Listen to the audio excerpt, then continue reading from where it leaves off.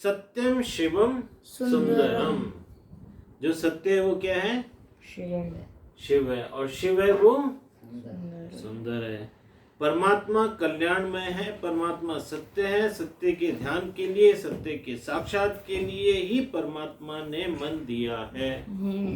हमने कल देखा शरीर से परमात्मा को नहीं जानना चाहिए, मन से परमात्मा को जानने का प्रयास करना चाहिए, क्योंकि परमात्मा मन से ही जाने जा सकते हैं।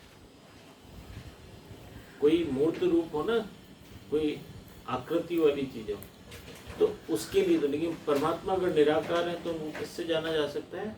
मन से जाना जा सकता है। इसीलिए कहते हैं मन के अंदर अगर संसार रहता है तो संसार दुख रूप है। संसार जब जब मन में रहेगा तो दुख बना रहेगा। परमात्मा मन में रहेंगे तो परमात्मा सुख रूप है। भगवान की स्मृति बनी रहेगी, भगवान के स्वरूप का ज्ञान मन में बना रहेगा तो वो सुख रूप है। हमारे मन को अच्छा लगेगा, हमारा मन प्रसन्नचित्त रहेगा। संसार के ध्यान से उत्पन्न पाप के लिए मन नहीं है। हम जो संसार का ध्यान करते हैं तो मन में क्या उत्पन्न होते हैं? पाप।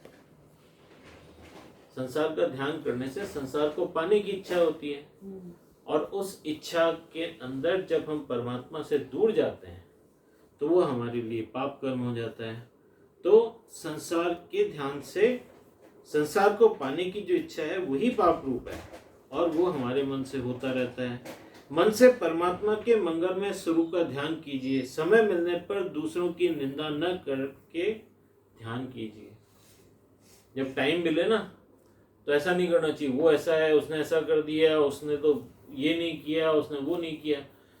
दूसरों की निंदा करने की बजाय हमें क्या करना चाहिए? भगवान का ध्यान लगाना चाहिए।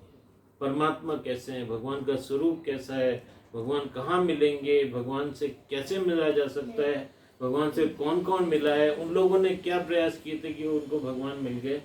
इस प्रकार से हमें परमात्मा के स्वरूप पे, परमात्मा को प्राप्त करने के लिए क्या साधन हो सकता है, उनके ऊपर कंसंट्रेट करना चाहिए। परमात्मा की पूजा सर्वकाल में नहीं होती।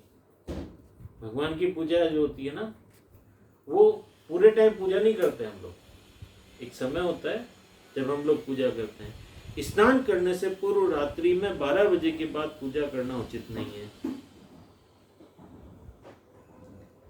एक तो नहाने के पहले भगवान की पूजा नहीं होनी चाहिए, नहाने के बाद होनी चाहिए, और रात्रि में 12 बजे के बाद हमें भगवान की पूजा नहीं करनी चाहिए। पर ध्यान के लिए कोई नियम काल नहीं है। ध्यान तो आप कभी भी कर सकते हो। ध्यान का तो मामला ऐसा है कि आप ऊँग रहे हो तब भी ध्यान कर सकते हो। कर सकते हो कि नहीं कर सकते? बोलो। अरे जब ऊँग रहे होगे तो ध्यान कैसे करोगे? तमोगुण आ जाएगा, आप सो जाओगे। ध्यान करने के लिए लेकिन समय की बाधा नहीं, आप कभी भी कर सकते हो। ठीक है। ध्यान सर्वकाल में हो सकता है, पूजा सर्वकाल में नहीं हो सकती। पूजा के लिए देह शुद्धि और स्थान शुद्धि की जरूरत है, पर ध्यान किसी भी अवस्था में हो सकता है। ध्यान करने के लिए किसी भी प्रकार का नियम नहीं है। आप जब मर्जी जहां मर्जी ध्यान कर सकते हो। नहाए हुए हो तो कर सकते हो, बिना नहाए हो तो कर सकते हो। आप शुद्ध जगह पे बैठे हो तो भी ध्यान कर सकते हो, अशुद्ध जगह पे बैठे हो तो भी ध्यान लगा सकते हो। ध्यान लगाने के लिए बाहरी आडंबर या नियम की आवश्यकता नहीं होती। मन को शुद्ध करने के लिए ध्यान आवश्यक है।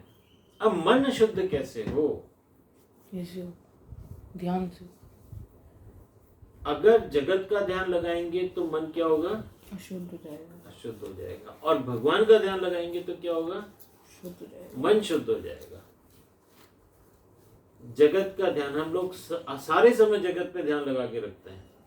आज खाने को क्या मिलेगा, आज मैं क्या पहनूंगा, आज मैं कहाँ पे खेलने जाऊंगा, आज मेरे को पढ़ाई में क्या करना है, आज मेरे को लिखाई में क्या करना है, आज मेरे को उन दोस्तों से बात करनी है, आज मेरे को उन लोगों को अपना प्रोग्राम बताना है, आज मेरे को अपने फ्यूचर के प्लान। ये सारी चीजें किसमें आती हैं?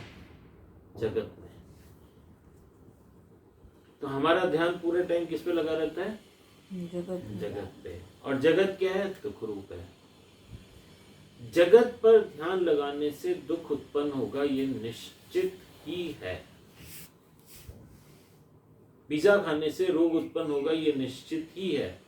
इसके अंदर कोई भी तरह का जो अतिशयोक्ति नहीं है, मिस डाउट नहीं है। आप जंक फूड खाओगे, आपका स्वास्थ्य खराब होने ही वाला है। आप ज्यादा मीठा खाओगे, आपको शुगर होने ही वाली है। इसमें कोई डाउट नहीं है, ये निश्चित है। जगत पर ध्यान लगाने से हमारा मन खराब होगा, हमें दुख मिलेगा, ये निश्चित ही है। लेकिन उसके बावजूद भी लोग जगत पर ही ध्यान लगा के बैठते हैं। इसको बोलते हैं मंद बुद्धि। कलयुग में स्वाभाविक रूप से प्रत्येक मनुष्य मंद बुद्धि होगा ही होगा। अब अगर कोई संत मिल गए, कोई उनको सत्संग मिल गया, उनको आध्यात्मिक ज्ञान की समझ मिल गई, तो फिर क्या होगा? उनके अंदर ये विवेक जागृत होगा कि जगत पर ध्यान लगाने से हमें दुख मिलेगा, तो हम उस वस्तु पर ध्यान लगाएं जिसके ऊपर ध्यान लगाने से हमें सुख मिलेगा। और वो वस्तु कौन सी है? भगवान, परमात्मा, भगवान। तो ऐसे विवेकी पुरुष जो कलयुग के अंदर फिर वो मंद बुद्धि से बुद्धिमान बन जाते हैं। वो लोग क्या करते हैं? भगवान पर ध्यान लगाते हैं। तो मन को शुद्ध करने के लिए ध्यान आवश्यक है। अनेक तीर्थों में स्नान करने पर भी मन शुद्ध नहीं होता। कई लोग सोचते हैं कि हम गंगा जी में नहा लेंगे तो हमारा मन पवित्र हो जाएगा, लेकिन ऐसा नहीं होता। स्नान करने से तन तो शुद्ध होता है, तीर्थ में स्नान करने से थोड़ा सा भी पाप नष्ट होता है, पर तीर्थ में स्नान करने से बिगड़ा हुआ मन शुद्ध नहीं होता। अगर थोड़ा बिगड़ा हुआ मन हो तो शायद साफ हो जाए, लेकिन बहुत मन बिगड़ा हुआ है तो वो तीर्थ स्थानों में जाकर के गंगा जी में, जमुना जी में और त्रिवेणी में नहाने से भी मन साफ नहीं होता। दान करने से भी मन की शुद्धि नहीं होती। मन अगर खराब है और आप दान कर रहे हो और ये सोच के दान कर रहे हो कि इसके फलस्वरूप हमारा मन सही हो जाएगा, तो ऐसा भी जरूरी नहीं है। अन्न दान, वस्त्र दान आदि दान करना अच्छा ही है।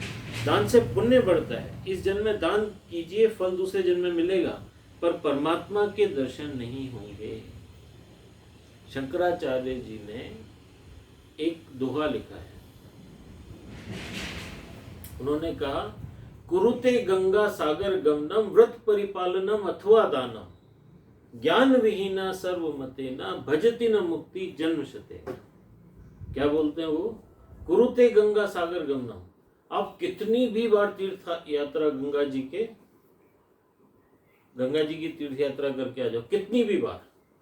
कुरुते गंगा सागर गमनम व्रत परिपालनम अथवा दानम। और कितने भी व्रत ले लो, बड़े बड़े व्रत ले लो, मैं आज पूरे दिन कुछ नहीं खाऊंगा, मैं आज ये नहीं करूंगा, मैं अब से चप्पल पहनना छोड़ रहा हूँ, मैं अब से अपने ऊपर के कपड़े पहनना छोड़ रहा हूँ। लोग कठिन व्रत ले लेते हैं। मैं सर्दी के अंदर कपड़े नहीं, वस्त्र धारण नहीं करूंगा। जैसे गांधी जी थे ना, उन्होंने वो व्रत ले लिया था कि मैं खाली लंगोट में रहूंगा जब तक लोग गरीब हैं। तो लोग इस तरह के व्रत ले रखे हैं। भीष्म पिता मैंने लिया कि मैं शादी नहीं करूंगा। तो यहाँ पे बोलते हैं, कुरुते गंगा सागर गमनम व्रत परिपालनम अथवा दानम। आप कितने भी कठिन व्रत ले लो या कितना भी दान कर लो। कोई ऐसे होते हैं जो अपनी पूरी संपत्ति दान कर देते हैं। तो यहाँ पे शंकराचार्य जी कहते हैं, चाहे आप ये कर लो, चाहे आप ये कर लो, चाहे आप ये कर लो, कुरुते गंगा सागर गमनम व्रत परिपालनम अथवा दानम, या फिर दान दे दो। ज्ञान विहीना सर्वमतेना। लेकिन अगर आपको परमात्मा का ज्ञान नहीं हुआ है, अगर आपने भगवान के बारे में नहीं जाना है, ठीक नहीं जाना है, यदि आप भगवान को पहचान नहीं पाए हो, ईश्वर से साक्षात्कार नहीं हुआ है, ज्ञान विहीना सर्वमतेना। सबका मत जो होता है ना, ओपिनियन, वो एक ही है इस बारे में। किस बारे में ओपिनियन एक ही है? भगवान। कि आप चाहे दान कर लो, चाहे व्रत परिपालन कर लो, चाहे आप गंगा सागर होके आ जाओ। ज्ञान विहीना सर्वमतेना भजति न मुक्ति जन्मशतेना। हजारों सालों में भी आपको मुक्ति नहीं मिलने वाली है ये सब करने से। तीर्थ यात्रा करने से आपके पुण्य बढ़ते हैं, दान करने से आपके पुण्य बढ़ते हैं, व्रत परिपालन करने से आपके पुण्य बढ़ते हैं। पुण्य का फल आपको मेटेरियलिस्टिक उसके अंदर मिलता है। पुण्य के फल से आपको आध्यात्मिक गुरु मिलते हैं। लेकिन मुक्ति कब मिलेगी? जब आप भगवान को ठीक ठीक से जान लोगे। ठीक है, करेक्ट निशान? भगवान को जान लेने से क्या मिलेगा? मुक्ति। क्या मिलेगा? मुक्ति। मुक्ति मिलेगी। अच्छा, मुक्ति किसे कहते हैं? When you are free. ये दोबारा जन्म नहीं हो। When you are free, जब दोबारा जन्म नहीं हो। मुक्ति का मतलब होता है बंधन। मुक्ति का पर्याय मतलब अपोजिट वर्ड होता है बंधन। हम लोग अभी बंधे हुए हैं कि नहीं है? नहीं। किस किस में बंधे हुए हैं? लाइफ। लाइफ में तो बंधन नहीं होता है, संसार। संसार में बंधे हुए हैं। हमारे बंधन कौन कौन से हैं? हम अपने स्वभाव से बंधे हुए हैं। किससे बंधे हुए हैं? स्वभाव। स्वभाव से, अपनी आदतों से बंधे हुए हैं। हैबिट्स जो होती है ना, अगर किसी को हैबिट पड़ गई कि उसको सुबह रोजाना चाय चाहिए तो उसको चाय चाहिए। हम प्रकृति से बंधे हुए हैं। अपनी प्रकृति कैसे? अगर हमें ह्यूमन बॉडी मिल गई तो हम ह्यूमन बॉडी में ही रह सकते हैं। हमारे पास स्वतंत्रता नहीं है कि हम अब बंदर की बॉडी में चले जाएं या मछली की बॉडी में चले जाएं। है क्या? तो ये बंधन है। हमारा जीवन आज की तारीख में अपने स्वभाव से, अपने वर्ण से, अपने आश्रम से, अपने धर्म से, अपने कर्म से बंधा हुआ है। तो हम बंधन में हैं। अब अगर हमें मुक्ति चाहिए तो जो सर्वमुक्त हैं, परमात्मा किसी बंधन में बंधता नहीं है। भगवान देश, काल और समय की सीमा में नहीं बांधे जा सकते। देश, काल और परिस्थिति, वो जब मर्जी जहां मर्जी प्रकट हो सकते हैं, जब मर्जी जैसा मर्जी रूप ले सकते हैं, क्योंकि वो प्रकृति को कंट्रोल करते हैं, प्रकृति के कंट्रोल में नहीं है। हम लोग क्या हैं? प्रकृति के कंट्रोल में है। प्रकृति हमें कंट्रोल करती है। हम नेचर के द्वारा चलाए जाते हैं। हम नेचर के विरुद्ध नहीं जा सकते, लेकिन भगवान के साथ ये मजबूरी नहीं है। इसीलिए भगवान चमत्कार कर सकते हैं। वो एक साथ 10 जनों के साथ भी आ सकते हैं। वो एक साथ 10 देश में भी रह सकते हैं। यहाँ पे भी प्रकट हो सकते हैं तो अमेरिका में प्रकट हो सकते हैं तो यूरोप में भी प्रकट, एक साथ। एक बार क्या हुआ, माँ कौशल्या ने राम जी को, राम लला को, छोटे भगवान को लड्डू का भोग लगाया। अब राम जी सो रहे थे और वो राम लला की मूर्ति जो उन्होंने जैसे अपने लड्डू गोपाल जी है ना, ऐसे वहां पे राम लला छोटे से थे तो उन्होंने भोग लगाया और अपने राम जी को वो सुला के आई थी। भोग लगाया, वापस आके देखा तो वहां पे भगवान जी बैठे बैठे लड्डू खा रहे। उन्होंने कहा ये लड्डू खा रहे हैं, अभी तो सुला के आई हूँ। वापस गई तो राम जी सो रहे हैं वहां पे। राम जी सो रहे हैं, यहाँ वही बालक देखा। वो बोली यहाँ पे तो सो रहे हैं और वहां लड्डू खा रहे हैं। फिर वापस भागी भागी गई पूजा रूम में, वहां राम जी मजे से लड्डू खा रहे हैं। तो उनको लगा यार ये क्या बात है। लेकिन क्योंकि वो भगवान है तो भगवान अपने कितने भी स्वरूप बना सकते हैं, क्योंकि वो प्रकृति से बंधे हुए नहीं है, प्रकृति उनके अधीन है। तो अगर हम सब ही भगवान हैं तो हम में से कोई भी प्रकृति से नहीं बंधा हुआ। हम सब भगवान हैं, लेकिन हम, हमारे में और भगवान में फर्क क्या है? हम जानते नहीं है कि हम भगवान हैं। अच्छा, मैं जान गया हूँ मैं भगवान हूँ। नहीं, आप नहीं जानोगे भगवान। आप, इसीलिए ये सारी पुस्तकें हैं कि आप जानो। अभी आप जिसको जानते हो वो अपने ईगो को जानते हो, अपने अहंकार को जानते हो। आप ये जानते हो कि मैं ये बॉडी हूँ और मैं ये माइंड हूँ और मैं ये इंटेलेक्ट हूँ। अपने इंटेलेक्ट, बॉडी और माइंड, और ये सब क्या है, इल्यूजन से पैदा हुए हैं।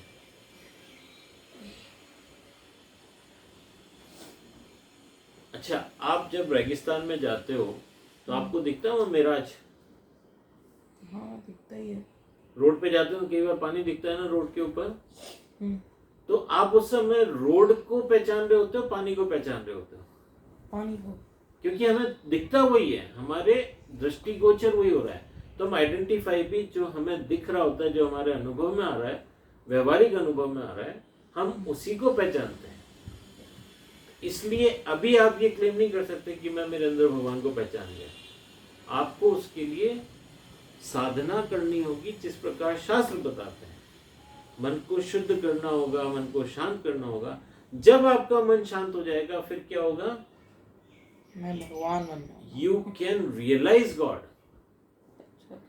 Everybody is born to realize God. लेकिन लोग ये रियलाइज नहीं कर रहे कि वो किस लिए पैदा हुए हैं।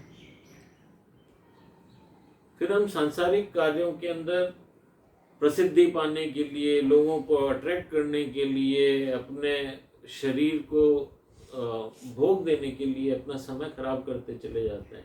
पूरी जिंदगी निकल जाती है। बालस्तावत क्रीडासक्तः, तरुणस्तावत तरुणीसक्तः, वृद्धस्तावत चिंतासक्तः, परमे ब्रह्मणि कोपि न सकता। परमात्मा को कोई नहीं भजता है, सब लोग इन्हीं में लगे रह जाते हैं, भगवान को कोई देख ही नहीं पाता है। शंकराचार्य जी तो यहाँ तक बोलते हैं, ऐसा व्यक्ति जो जीवन लेकर के परमात्मा को नहीं जान पा रहा है, वो व्यक्ति सुसाइड कर रहा है, आत्महत्या कर रहा है। हमारा जीवन भगवान को पाने के लिए ही मिला है। अब यहाँ पे बोलते हैं कि इस जन्म में ध्यान दीजिए, फल दूसरे जन्म में मिलेगा, पर परमात्मा के दर्शन नहीं होंगे। बड़े बड़े राजा बहुत दान करते थे, पर उनको परमात्मा के दर्शन नहीं हुए। मन शुद्ध होने पर ही परमात्मा के दर्शन होते हैं, और संसार के ध्यान से गंदा बना हुआ मन भी परमात्मा के ध्यान से शुद्ध होता है। हम लोग जब संसारिक वस्तुओं के ऊपर कंसंट्रेट करते हैं, उनका ध्यान लगाते हैं, तो मन गंदा हो जाता है। जिद्दी मन हो जाता है ना, चाहिए, मुझे चाहिए, ये आई वॉन्ट इट, मुझे चाहिए, ये मन गंदा है। ठीक है। अब भगवान का ध्यान लगाने से ये जो चाहिए की वृत्ति है वो भी समाप्त हो जाती है। फिर हमें चाहिए ऐसा मजबूरी हमारे साथ नहीं रहती। ठीक है। परमात्मा ध्यान से मिलते हैं, दान से नहीं मिलते। परमात्मा ध्यान से मिलते हैं और तीर्थ यात्रा करने से नहीं मिलते। परमात्मा ध्यान करने से मिलते हैं, परमात्मा व्रत उपवास करने से नहीं मिलते। दान करने से, व्रत उपवास करने से, तीर्थ करने से पुण्य मिलते हैं, परमात्मा नहीं मिलते।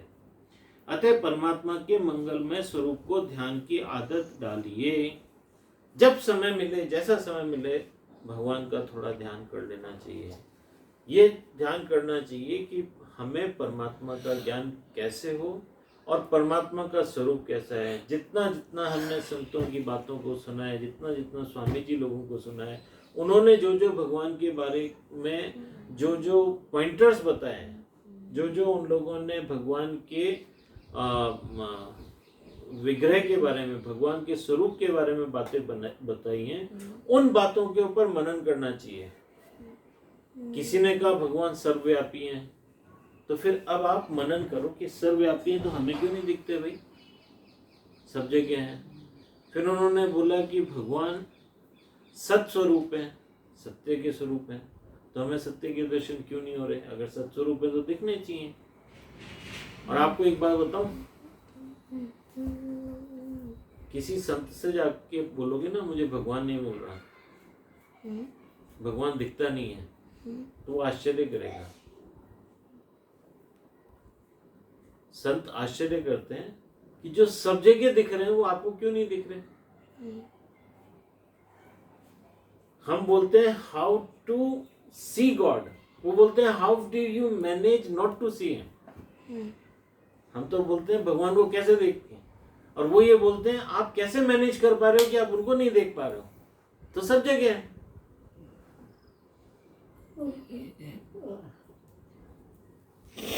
पर्दे पे पिक्चर चल रही है और आप पूछो मेरे को व्हाइट पर्दा नहीं दिख रहा, तो एक समझदार आदमी क्या कहेगा, ये सब व्हाइट पर्दे पे ही चल रहा है, आप कैसे मैनेज कर रहे हो व्हाइट पर्दे को नहीं देखने का? ये व्हाइट पर्दा ही है जो आप देख रहे हो, इसके ऊपर जो चित्र आ रहे हैं वो तो प्रोजेक्शन है, लेकिन आप वास्तव में तो व्हाइट पर्दा ही देख रहे हो। लेकिन हम किसको देखते हैं? डिशुम डिशुम हो रही है, उसके ऊपर गाने चल रहे हैं, उसके ऊपर समुद्र दिख रहा है, उसके ऊपर बिल्डिंगें दिख रही हैं, हम पिक्चर ही देखते रहते हैं, लेकिन वास्तव में हम पर्दा देख रहे हैं। तभी आपको कॉन्ट्रास्ट पता चला। संत क्या बोलते हैं, आप कैसे मैनेज कर पा रहे हो कि आपको पर्दा नहीं दिख रहा? आप पूछ रहे हो मैं पर्दा कहां से देखूं? ये पर्दा ही है जिसके ऊपर आप सब देख रहे हो। Does it make sense? तो संत लोग हमेशा बोलते हैं कि भगवान को मिस नहीं किया जा सकता, ठीक है? उस स्वरूप के दर्शन से तृप्ति नहीं होती, पर जिस स्वरूप के दर्शन से हृदय द्रवित होता है, प्रेम जागृत होता है, उस स्वरूप का ध्यान कीजिए।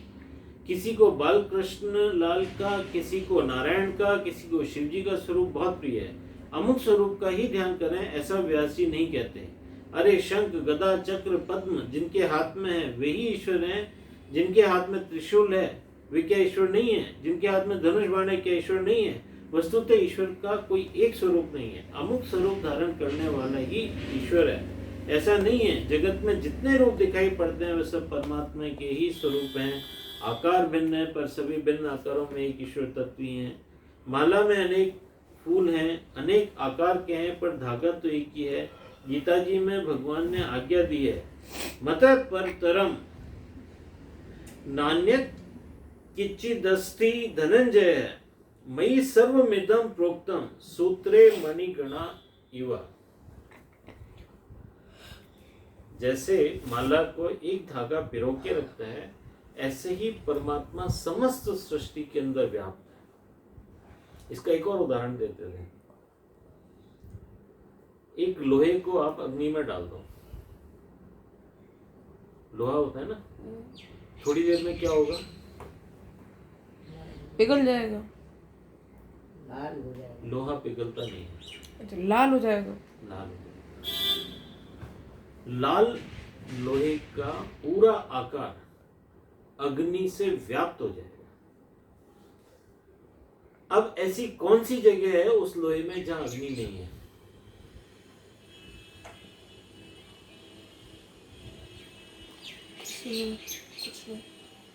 नहीं, अग्नि तो क्यों होगी? अग्नि तो वो है जो फ्लेम्स है ना, लेकिन गरम नहीं है। अग्नि का कुछ भी फॉर्म हो पूरा गोला रेड कलर का आग का ही गोला लगता है। वो देखा है आपने? लगता है बट होता नहीं है। होता भी है, होता है।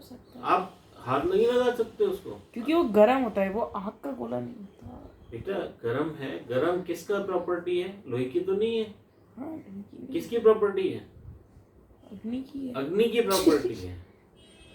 तो क्यों नहीं होता? उसमें अग्नि है तभी तो वो लाल हुआ है, तभी तो वो गरम हुआ है।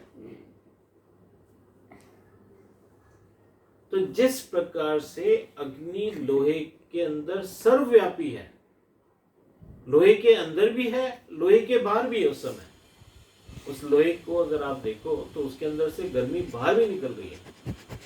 उसी प्रकार से परमात्मा इस संसार के अंदर व्याप्त है, वो अंदर भी और बाहर भी है। हर वस्तु के अंदर परमात्मा व्याप्त है। Get it? हरि व्यापक सर्वत्र समाना प्रेम से कर। प्रकट होए में जाना। Very good. आकार भिन्न भिन्न होने पर भी सर्व में ईश्वर तत्व एक ही है। गाय काली है, श्वेत हो या लाल रंग की हो, दूध का रंग एक ही होता है। रूप रंग आकार का महत्व नहीं है। आकार में निहित परमात्मा तत्व का महत्व है। नरसिंह मेहता कहते हैं, अखिल ब्रह्मांड में एक तुम श्री हरि विविध रूप में अनंत दिखते हो। तो आकार बना दिए फिर नाम रूप वैविध्य पूर्ण हो तो भी अंत में हेम हेम ही रहता है। ओके।